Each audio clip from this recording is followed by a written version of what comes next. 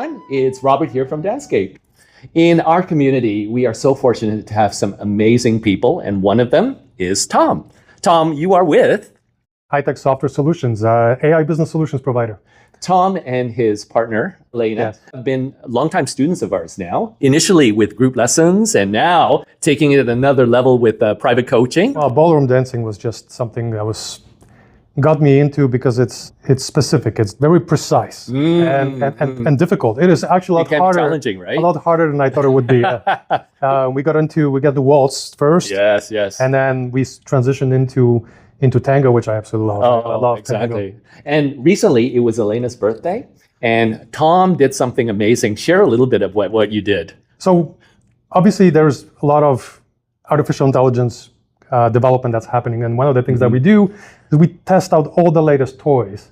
So I've decided to surprise Elena with a video that was custom built. It was built and generated by AI. Incredible. It blew our mind, truly. So share a little bit about your background. I originally came from Poland. This was, I want to say 1989. This was just as the Berlin Wall fell. Oh, I see. I lived in Germany for just about a year and then came to Canada. Did you come by yourself with family? No, I came with my family. Oh, did you speak fluent English, or you had to also learn English here? No, actually, I'm pretty good at picking up languages. Yeah. So I was the first one in my family to learn English. Incredible. Not by watching television shows, is it? No, definitely comic books and the cartoons. Yeah, Probably. well, we hear that all the time, that you just picked up the language through media. I've also surrounded myself with, English-speaking friends, which obviously you're forced to speak the language and learn the language, which is very beneficial. Yeah. And from there, you came to Canada. And what was the process, once you got here? A culture shock, obviously. I mean, Poland and even Germany. Germany is very different culturally, and it's very, very precise. It's very clean. It's very structured. And Canada is a lot more chilled than Germany is. Which has its pros and cons. Yes, but I loved it. I mean, I can't, even with today's, with all the economic challenges that we're struggling with, and everybody is having difficulty with. I can't think of a better country to be in than Canada. And why tech? Ever since I was a kid, I was a computer geek. I was always fascinated by technology, and I used to love taking things apart and try to figure out how they work and how to build something creative, something new with it. So, and of course, I got my first computer when I was like 12 years old, and you couldn't tear me away. You couldn't tear me away from a computer because that's all I wanted to do. Got into programming, went through school, and then I skipped classes a lot. I lived in a library. And my backpack, my school backpack, was just full of overdue library books. Well, you were ahead of your time because the whole education system has now changed. You don't need to go the formal route because there's geniuses like him. Having kids myself, I see the value of actually having classroom structure, and there's, because of AI and because of how AI is changing how we learn. I'm actually having a lot of discussions about how AI is going to change how we teach kids and how we grow, and the future of universities and higher education. It's interesting, but I do believe that there is a lot of benefits of having classroom settings and actually teamwork and actually working close hand in hand. Very true. Went through school. I got my first software development gig, and I realized very quickly that 9 to 5 was just not my thing. Okay, you can't constrain creativity to 9 to 5. And I became a consultant, and I spent 15 years going from business to business and putting out fires and solving problems, which I absolutely loved because there was always a fire to put out. There was always pressure, always a challenge, which I love a good challenge. After 15 years, you've sort of kind of seen all the problems. So what do you do then? What's really challenging? What's the hardest thing you can possibly do? Well, start a business. Yes, exactly. Right? And in 2019, I've decided to make that plunge. And for the first couple of years, I really wasn't sure where I was going and what I wanted to do, or where I wanted to find that niche. So we did everything. I got into IoT, Internet of Things. Right. And then ChatGPT dropped in 2022. And the moment I saw it, I knew this was it. This was going to be the thing that is going to put Heitech Soft on the map. And we decided to become experts in it. And we spent the last 3 years breathing, living, sleeping, talking AI. This is incredible. In fact, the topic is so current for the times we live in right now. So let's chat in your boardroom. So Tom, we are now in your boardroom. And one of the amazing things that I've discovered is how much you are a thought leader in the tech world, but especially AI. This guy really goes back to my childhood, the computer geek story, because I also spend a lot of time watching shows like Star Trek Yes. and Same here. it's sci-fi shows. So in Star Trek, AI is a big part of the future of the technology. So when ChatGPT first dropped and showed that inkling, that spark of what it could be, it was very easy to overlay it with where it could go. And so you start thinking about what AI actually is, which is an artificial brain, artificial agent that doesn't have the limitations of a human body and human brain, and you extend that. You extend it to business, personal life. You extend it to every aspect of society that we're struggling with as humans, right? AI can do everything better, faster, cheaper, and that's really what it comes down to. If AI can do all those things, then everything changes. All our social contracts change, and how we approach technology changes, how we interact, how we do business, everything will change because of AI will become a necessity for business because of how much cheaper it is compared to the human option. Yeah. Well, I originally came from tech in the software industry, so I'm very familiar with many of the terms. But a lot of our audience may be hearing ChatGPT, AI, which is artificial intelligence for the first time, and maybe provide a little bit of context. You're probably going to be shocked by this, but ChatGPT isn't actually AI. There you go. You would identify with this because you come from the technology world, but ChatGPT is the DOS prompt for AI. AI is actually what ChatGPT app talks to, but you're actually talking to essentially a mathematical model that it's a predictive model that is simply understands statistically what is the most likely answer to whatever you're talking about. It's really not that much different from the autocomplete on your keyboard, on your phone. Interesting. Just much more intelligent, much grander. But ChatGPT, the app itself, is simply just a way to communicate with that AI brain. Yeah. And ChatGPT was conceived by OpenAI. Yes. Yeah. If you're talking about the history of AI, ChatGPT was the first one to make the big splash. Was the very first example of using the general purpose transformer, which is what GPT stands for. And they've essentially were the first ones to show it to everybody. And the other AI providers like Google or Meta or XAI, they were so far behind because nobody really knew where everybody else was. And OpenAI was the first one to show the world where they are.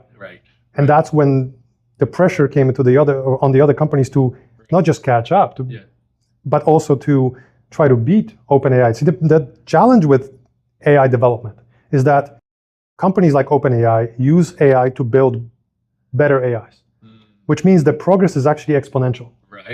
And because of the fact that it's an exponential curve, if you start reaching that parabolic moment, if you are not anywhere near your competition, they will never catch up.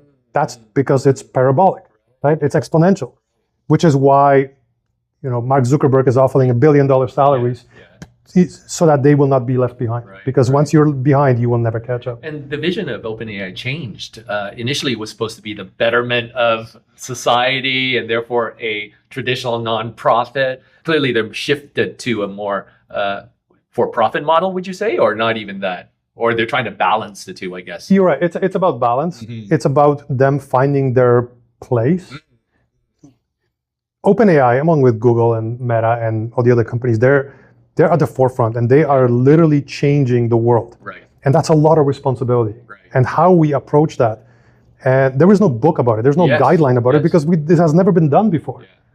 So a lot of it is trial and error. A lot of it is trying to keep up and get as much of that figured out without actually slowing development, because you can't slow down. That genie is out of the bottle. If you slow down, somebody else, your competition will not.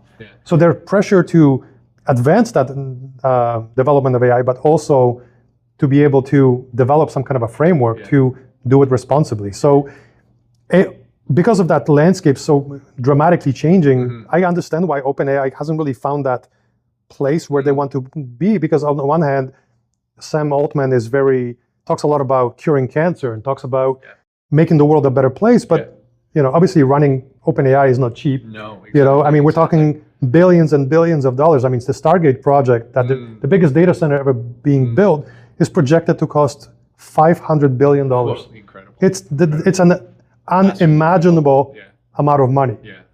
And finding way to recoup that cost. Obviously, the businesses that invest in that, they want to see return on investment. Exactly. And that's the line that Sam Altman and OpenAI have to toe. On one hand, do good for humanity, not destroy all of us, and also be profitable. For a layperson like ourselves who read the media and you on the one track, you see all the amazing things that AI is doing, but then on the flip side, the consequences, the fears of what AI can do, and the whole idea that the emergence of an intelligence, general artificial intelligence. Yes. What is your take on that? And should we absolutely be concerned, or this is just part of the disruption that we live in, and we'll figure it out? It's very easy to go down this rabbit hole that it will destroy everything, but not in a way where it's going to be catastrophic to humanity. It will simply destroy our current way of doing things, our current way of thinking, our current way of living, right? And replace it with something better, right? Ultimately, we as a humanity have a voice, and we have a choice how we're going to bring AI into our lives. And that's actually something that we're currently figuring out, and we're starting to see patterns. Right. In the Heitech Soft, we talk to business owners every day. And we hear, the worries, is AI going to replace all of my employees? Is AI going to replace my job? And we say, we think about it in terms of, yes, AI will replace your employees if your employees will not adopt AI into their workflows. If they refuse to learn AI, Microsoft Office. Remember Microsoft Office? Exactly. Right? It was a job requirement to know how to use Excel, use Word, and PowerPoint. Yes. Right? Yes. This isn't really any different. No, it's true. Right? It's just you have to be proficient with this tool to be able to use it. Will it replace you? No, because it will take I believe it will take at least several generations before we trust the systems enough that we can let AI do the critical decision making. Right. As you are reflecting on Excel, the whole Microsoft suite. I mean, even before that, WordPerfect, and how Adobe software basically changed the whole industry. And every disruption causes something that will be painful for a current generation who grew up in that time, but then it starts a new ecosystem. So it's not necessarily to fear it, but just to understand that is part of the disruption of something like a new technology like AI. Of course. And will some jobs will be completely eliminated? Of course they will. When electricity was first invented, it replaced the people that used to go from house to house and they would knock on people's windows to wake them up. Right? And then we developed alarms and clocks that were powered by this. We replaced the person that was operating an elevator with the lever with a simple button. Right? That job was replaced. Yes. But that person most likely, and I'm of course saying that because I don't know, but most likely found a different job that they were best suited for. And this isn't going to be any different. We will, as a society, we'll draw the line. Draw the line where AI stops and humans begins. It will most likely start with orchestrating AIs. Right? We all become managers, and we will have AI agents do all the actual hard work. We will simply look at the result, evaluate it, and decide whether they need to go back and do it again, or accept it and give them a different task. Its difference is that the responsibility of the task will be shifted to AI. Right.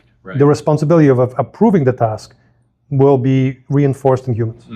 It's a whole efficiency thing. I mean, with this technology, it increases the efficiency, which unfortunately causes a chain reaction. But then if you're looking future forward, the kids of today, which is a big fear because, they've grown up saying, oh, I should be a software engineer. I should be, managing banks or accountancy. But AI is transforming the whole knowledge industry. But it just means, like, if I'm hearing what you're saying, it just means that there will be other things that a new generation will find value, that they will add in, a new ecosystem, a new economy will arise from that. Absolutely. You know, as software engineers, that job is pretty much end of life. We've been experimenting with AI code writers, vibe coding or context engineering, if you want to call it. Right. We were able to build 3 websites from scratch in 2 weeks without a human writing a single line of code. And that is unheard of prior to this technology. So naturally, now, to go back a little bit, AI is not perfect, and it still makes a lot of mistakes. But it will only get better from here. This is as bad as it gets, because we will continue to improve it. So yes, development jobs are not gone today, but they will be gone tomorrow. Right? But that means we have time, or the software developers have time to decide what to do about it. Right? Go back to school, learn how to use AI effectively, how to bring out your creativity, because that's really actually where human element will become very important, is how to use your creativity to, and creativity and communication skills to be able to explain to the AI exactly what you want to build, and then have AI do the actual building. Right.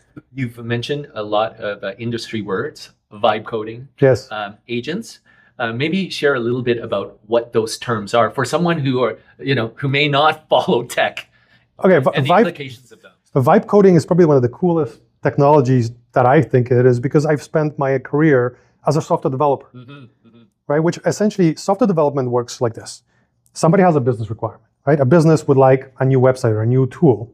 They will hire a business analyst. The business analyst will gather the requirements. Then they will talk to a designer or an architect, right? They will come up with a solution for the problem.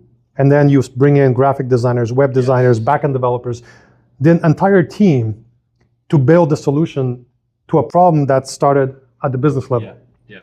Vibe coding eliminates all that, and then all I have to do is tell AI my problem, and AI will simply come up with the solution. And not just come up with the solution, it will build the solution. And they can do that by simply talking to it in your own language. There is very little opportunity or chance for miscommunication, because you instantly see the results on your screen. If I say, build me a website, and I don't like the font, I just say, change the font. Make it bigger, make it smaller, and it instantly does it. Now, in previous software development, that was a process where all of those team members had to be involved, right? A lot of communication, a lot of opportunities for miscommunication, and all of that has been replaced. So vibe coding is simply you working in tandem with the AI to build the perfect solution for your biggest problem. That's an incredible insight and implication. And it reminds me of, let's say, when companies started 1940s, 50s, you basically had an administrative assistant. The administrative assistant, you'll tell them, can you take my blah, blah, blah. Yes, take a memo. Blah, blah, blah. Type this. I even remember my mom learning shorthand and working as an administrative assistant. And then, like you said, fast forward to the software days where one can create the applications to suddenly start to replace a need for an actual person, but using the software to then be able to do those tasks. But the implications are even more so now, that it's like, not only can you do a specific task, but you can also order pizza for us for the meeting. You can also order, sign up for our flights if we're taking off somewhere. It's magnified, and the tasks that one would either have multiple people or the process that you described to write the software to be so sophisticated to bring all those information. And that's the disruption I think people are fearing. But even though we've lived it through multiple decades in past technology. Well, I think most people miss the fact that AI has been around us for a very, very, very long time. True. You talk, remember, Siri? Yeah, I mean, it is exactly. Siri has been around for a very long time. It is a form of AI. You're right. We look at Facebook, Meta, right? Facebook, the algorithm that decides what to show you next is artificial intelligence, it's machine learning. It's been around for a very long time. We've already been using AI without really noticing it. Or calling it that. Or calling it that, for sure, yes. But your clients, you've dealt with startups, you've dealt with small businesses such as ours, but also Fortune 500 companies. Share a little bit about what you bring to the table to each of those clients that you've had over the years. So throughout my career, I worked for businesses of every size. And one of the things that I realized 15 years into it is that there is a certain type of business or a certain size of business where I enjoy working the most. I find it more fulfilling, fulfilling. And it's not the Fortune 500 companies. The Fortune 500 companies... Not that there's anything wrong with that. Well, no, of course not. Fortune 500 companies are very rigid, but they have very clearly defined processes and incredible tools versus very expensive tools that help them be in the Fortune 500. What AI does and what my capabilities are is knowing that these tools exist, is being able to scale them down to something that an SME, small business owner can afford, and be able to implement similar processes so that they can be as efficient as these Fortune 500. Right. Typically, a business owner doesn't know what they don't know. They don't know what tools are available, what can be done with their business, because their expertise is in what they do. Yes. Exactly. Artificial intelligence is a whole other level. Most people can't wrap their head around it. So what we've been experiencing is essentially now very little adoption in AI. Canada actually ranks 44th out of 47 countries when it comes to AI literacy. That's insane. We're the second or third country that produces the most AI technology, but we don't actually use it. Yeah, that's incredible. So most of it has to do with several factors. One of them is simply businesses not understanding what AI can actually do for me. I mean, you've used ChatGPT and you can use it to format your emails, but you're only just barely scratching the surface. Exactly. Formatting an email is not going to make a big impact on your bottom line for your business. So we're launching a service. It's called a coaching program called AI Explained. Right. And it's about getting rid of dispelling the myths, clearing the hype, and and actually explaining to a small business owner in their language, in their terms of what AI actually is, without the jargon. There you go. And help them cross or close the imagination gap. Because the challenge is, if you don't understand how AI works and what it means, it's very difficult for you to imagine how AI is going to help your business. Exactly. But if you understand what AI is and what it's capable of, then you have that aha moment. And the moment you understand what AI can do, you start mentally plugging it into your business processes. Right. AI can help me deal with phone calls. They can help me fill out forms, understand contracts. Because AI can read a contract, translate it and into your terms, and even tell you if there's anything in that contract that's missing or anything that needs to change in order to benefit you. Because your AI naturally aligns with you. It's advocating on your behalf. Right. Well, I can definitely understand what you're saying, because coming from the corporate world, we sold computerized maintenance management systems, and those were two large companies. My role essentially was to be able to take very complex information, but make it so that the shop floor person understood the consequences, whether it's increased productivity, whether it's savings. And because Beverly and I lived the entrepreneurship path that we chose after our corporate life. The challenges. And part of the challenge is many people who start businesses, especially small businesses, may not have come from that formal education of what is business strategy, what do you do when you look at marketing, sales, and that. But also a lot of small businesses, they're so focused on operations. Sometimes it's pure survival. It's like, oh my God, I need to increase sales because I can't pay the rent for the next month. Of a current economic climate. I mean, things are tough. True. And growing sales is actually very difficult right now. Yeah. Right? But costs are increasing. Yes. So how do you mitigate it? Well, this is a perfect use case for AI. Exactly. Because it will make your business far more efficient, which essentially means without raising your revenue, you'll still end up with more money in your pocket. True.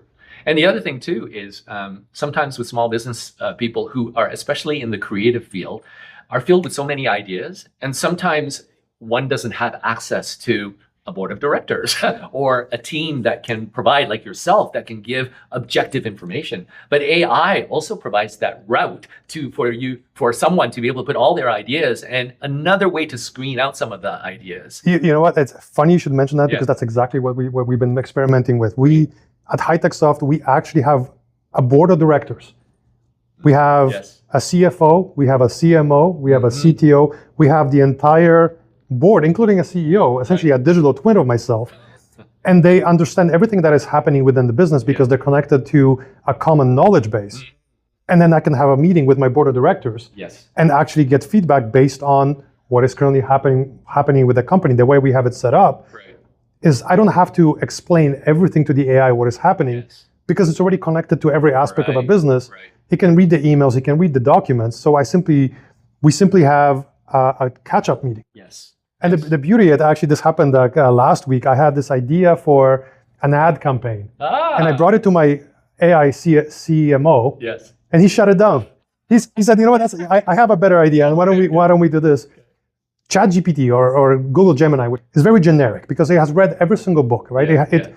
It has graduated from every single Ivy League school, right? Essentially, yes. But because it's everything, a whole knowledge it's the average. It's the average of everything. One Gemini instance doesn't really differentiate itself from another Gemini instance because it's the same knowledge base. So how do you overcome it? Well, the best way is to give it a persona. Imagine that AI, GPT or Gemini, is a blank mannequin. Right? It's a naked mannequin. It's got nothing on it. Well, in order to make it truly unique, we put on a wig, and we give it some lipstick or whatever works. We put on clothes and we give it a personality that we want, that because it aligns with the culture of Heitech Soft. Now, the best way to do this is to look at historical figures that, for example, successful CMOs in our past. And then we can instruct our Gemini to say, I want you to adopt that persona of that person, and every decision that you make, ask yourself, what would so-and-so do? And then it now no longer becomes generic. It still has all of that knowledge, but it's channeled into a personality, and that personality aligns. In the current state, AIs can't actually come up with novel ideas, right? AI, if you give it AI a problem that it has never seen before, it's not able yet, but that's AGI. That's the next level of AI, when it is able to solve a problem that has never seen before. But because of that limitation, we have to give it a persona in order to think like Steve Jobs. But once we reach that AGI level, then it's a whole nother ballgame. But fortunately, we're still a little bit away from that. I mean, I'm hearing more and more. It could be within 5 years. Is that what you're I think 5 years is attainable for sure. Which is really incredible too. If you think within 5 years that you have this entity that could potentially think for itself. Well, AI already thinks for itself. Right? Because that's what when you asked earlier, what are agents? Right. Yes. Agents is AI that makes decisions. Right? It makes decisions on its own without asking you what to do next. Right? So that is already the decision-making part. Right? But and now, whether where you use ChatGPT, you ask it a question, you give it a directive, and then it answers. With agents, the roles are reversed. It is asking you the relevant information in order to make a decision that is as close to accurate as possible. When with so much that's happening, with tech and the amount of information that's just out there, it definitely makes sense to have someone like yourself to help, people navigate through this and to make the right decisions. Because sometimes you have person A or expert A saying this. So that's why with your background, this is where you come in terms of consulting, but also in the products that you're creating to help others accelerate their knowledge and their decision making. There's a lot of hype around AI, right? There's a lot of hype, and there's a lot of a lot of it is not actually really. AI isn't actually that good, in certain things. So the experiment, because that's what this is, the Heitech Soft experiment is, can AI successfully run a business? Right? And one of the reasons why we created this board of directors is to answer the question, is AI at the level now, channel all of the business making decisions, all of the processes through AI to see where it shines and where it stumbles. Now, it stumbles today, but it will not stumble tomorrow. So we're mapping out those limitations. So when an OpenAI, for example, released ChatGPT 5 Exactly. yesterday, Yes, yes. right?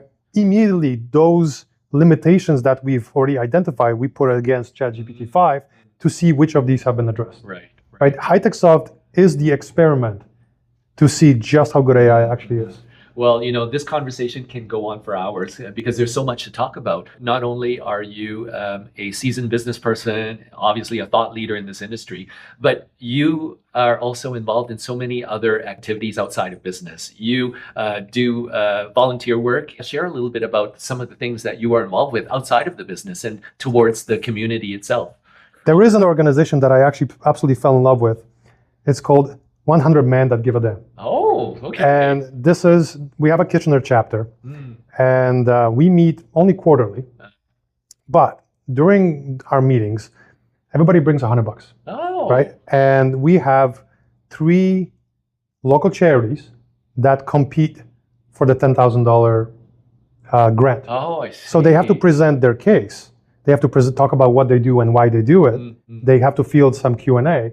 And then the volunteers that come in with the cash, they vote on which organization should get the grant. Amazing. And I love that idea because it gives me an opportunity not just to obviously help, but actually discover all of these charities and programs that are in the region that I didn't even know existed.